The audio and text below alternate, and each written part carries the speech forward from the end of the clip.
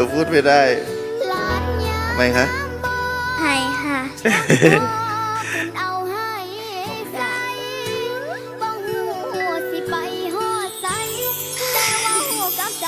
แล้วก็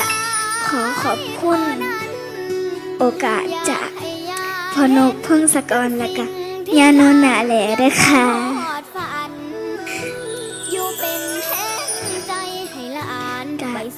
ฮักพี่น้องสุขสุขคนฮัก